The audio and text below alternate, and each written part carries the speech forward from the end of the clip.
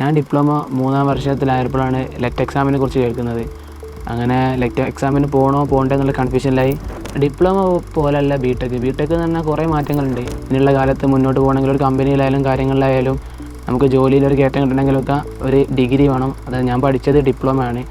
അപ്പോൾ അതുകൊണ്ട് തന്നെ ഞാൻ എന്താക്കി, ഈ ഡിപ്ലോമ കഴിഞ്ഞ ശേഷം തന്നെ ഞാൻ 1 മാസത്തെ ഗ്യാപ്പ് ഉണ്ടായിരുന്നു. അന്ന് ഞാനിരുന്ന് പഠിച്ച് ഈ ലെറ്റ് ക്രാക്ക് ചെയ്ത്. ഞാൻ യാസീൻ, മീനങ്ങാടി പോളിയിൽ നിന്ന് ഡിപ്ലോമ കഴിഞ്ഞ് ഇപ്പോൾ ഞാൻ ഗവൺമെൻറ് എഞ്ചിനീയറിംഗ് കോളേജ് ഇടുക്കിയിൽ 3ാം വർഷ ബിടെക് വിദ്യാർത്ഥിയാണ്. നിങ്ങളിപ്പോൾ 3ാം വർഷ വിദ്യാർത്ഥിയാണെങ്കിൽ നിങ്ങൾക്ക് 1 മാസം കൊണ്ട് തന്നെ ലെറ്റ് ക്രാക്ക് ചെയ്തെടുക്കാം. അതിനിപ്പോൾ 2ാം വർഷമോ അല്ലെങ്കിൽ 1ാം വർഷ വിദ്യാർത്ഥികളാണെങ്കിൽ കുറച്ചും കൂടി മുന്നേ നിങ്ങൾ കാര്യങ്ങൾ ചെയ്ത് തുടങ്ങിക്കഴിഞ്ഞാൽ നിങ്ങൾക്ക് അതിൻ്റേതായ ബെനിഫിറ്റ് ഉണ്ടാവും. ഡിപ്ലോമ പോലല്ല ബിടെക് എന്ന് പറഞ്ഞാൽ കുറേ മാറ്റങ്ങളുണ്ട്. അതായത് ഡിപ്ലോമ എന്ന് പറഞ്ഞു കഴിഞ്ഞാൽ ഒരു എന്താ പറയുക, ഭയങ്കര ഷോക്കാണ്. പക്ഷേ അതേപോലെയല്ല ബിടെക് വരുമ്പോൾ നമുക്ക് നല്ലോണം എൻജോയ് ചെയ്യാൻ പറ്റും.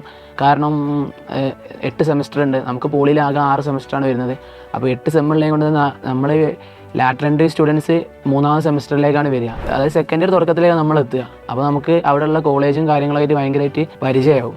അപ്പോൾ അതുപോലെ തന്നെ പോളിയിൽ എന്താണെന്ന് വെച്ച് കഴിഞ്ഞാൽ പരിപാടികളൊക്കെ കണ്ടക്ട് ചെയ്യാൻ വളരെ കുറച്ച് ആൾക്കാരെ, അല്ലെങ്കിൽ എല്ലാവരും ഭയങ്കര തിരക്കിലും ലാബിൻ്റെ കാര്യത്തിലായാലും എല്ലാവരും ഭയങ്കര തിരക്കായിരിക്കും. പക്ഷേ ബിടെക് എത്തുമ്പോൾ നമുക്ക് പഠിക്കുന്നതിൻ്റെ ഒപ്പം തന്നെ നമുക്ക് നല്ല എൻജോയ്മെൻറ്റും ഉണ്ടാവും. അതാണ് ഞാൻ ഈ പോളിയിൽ നിന്ന് ഒരു ഡിപ്ലോമ കഴിഞ്ഞിട്ട് ഞാനൊരു ഡിഗ്രി ലെവലിലേക്ക് മാറിയപ്പോൾ എനിക്ക് മനസ്സിലായത്. അതേപോലെ തന്നെ നമ്മളെ എഡ്യൂക്കേഷനിലും നല്ല മാറ്റങ്ങൾ വരും.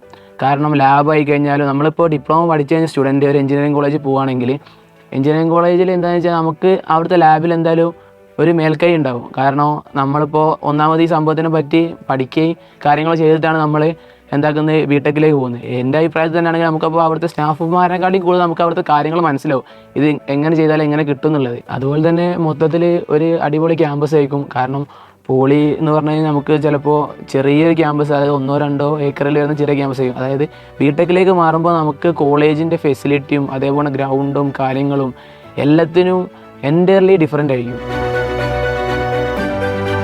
ഡിപ്ലോമൻ്റെ ഒപ്പം നമുക്കൊരു ബിടെക് ഉള്ളതെന്ന് പറഞ്ഞാൽ ഭയങ്കര ആനുകൂല്യമാണ്. കാരണം എൻ്റെ ക്ലാസ്സിൽ തന്നെ പല ആൾക്കാരും 1-2-3 വർഷം ജോലി ചെയ്ത ആൾക്കാരുണ്ട്. അവർക്ക് ഈ ഡിപ്ലോമ മാത്രമേ ഉള്ളതിനും.